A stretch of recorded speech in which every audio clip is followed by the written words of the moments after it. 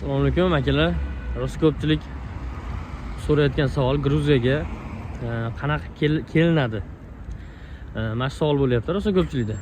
Endi bu yoqqa kelish tartibi bir xil. Hamma qanaqa kelyapti siz? Hamma turist bo'lib kelyapti. Turist kim siz?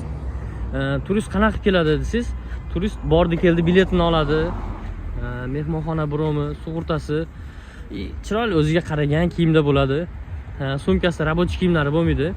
Mana shu holatda kelinyapti akalar. Bordi keldi bilet, как положено, falsifika bo'lmagan holda. Falsifikani baribir bular bir ko'rib biladi darrov. Keyin kim kela olmayapti, kim отказ olyapti siz? Kimki nimaga ketyapsan desa, men ishga ketyapman desa, shular отказ olyapti.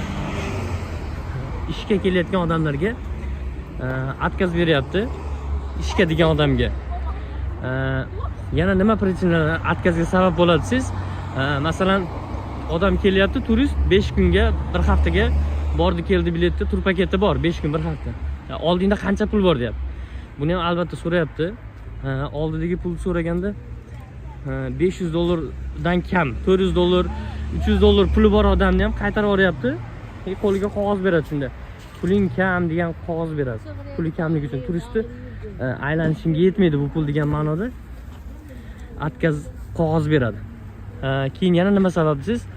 Shu bordi keldini qaytib ketishi falsifika bo'lgani, mehmonxona bron bo'lmagani, turist bo'ladigan odamga yetarli bo'lmagan narsalarki откazga sabab bo'lyapti. Bu haqida yana ham to'liqroq gapirishingiz mumkin. Savol yozib qolsanglar, xudo xolasa yana ham to'liq bu haqida gapirishga harakat qilaman. Endi sizlarga bitta life hack. Mana shu joyda pasportingizga kontrolga kirdingiz.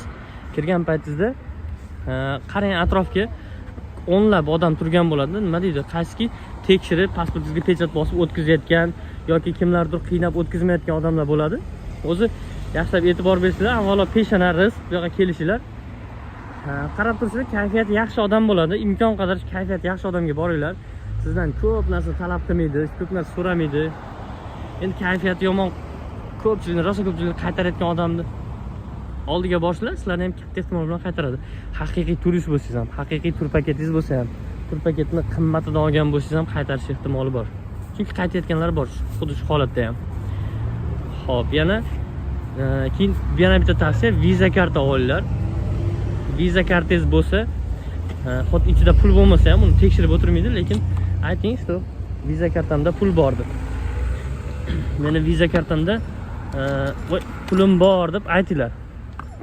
Keyin oldinglarda ham shu kami 700 tavsiya qilaman, undan baland $1000 dan baland pul olishni. Oldingda pul bormi degan, shu $1000 dan baland pul chiqarib, mana ko'rsatasizlar bo'ldi. Keyin u pulni bu yoqqa kelib yana uyga qaytarib jo'natib olishingiz bo'ladi. Ko'p muammo yo'q. Ishqib kommentarda yozib qo'yinglar. Agar ishga kelmoqchi bo'lganlar, bu yerga qiladigan ishingizni aniq qilib, konkretni qilib, kutib oladigan odam gaplashib keling. Bo'lmasa juda qiynalib qolgan odamlar ko'ryapmiz. Ishga kelib, kutib oladigan odam yo'q. Bu yerga kelgandan keyin tayinli ish yo'q. Mehmonxonada qolib ketib, pul sarflaydigan holatlarni ko'ryapmiz. Bu kimki shunaqa holatga tushib qolgan bo'lsa, shunga odamga qiyin. Jo'natgan odamlar aytaveradi akalar. Sizdan qanchadir pulni oladi, rostdak jo'natib qo'yadi. Ular bu yoqda ko'rmagan ham, bilmagan haligi bu yerda qilinadigan ishlar hayotda qilib ko'rmagan bo'lishi mumkin-da. Shuning uchun bir qator bu yoqqa siz kutib oladigan odam bilan gaplashib, qilinadigan ishni aniq qilib kelsanglar, juda ham yaxshi bo'lardi o'zingizlarga. Uzr, endi hozir ba'zi narsalar balki to'liq gapirib bera olmagandirman. Yozib yuborasizlar kommentga, xudo xolasa javob berishga harakat qilaman albatta.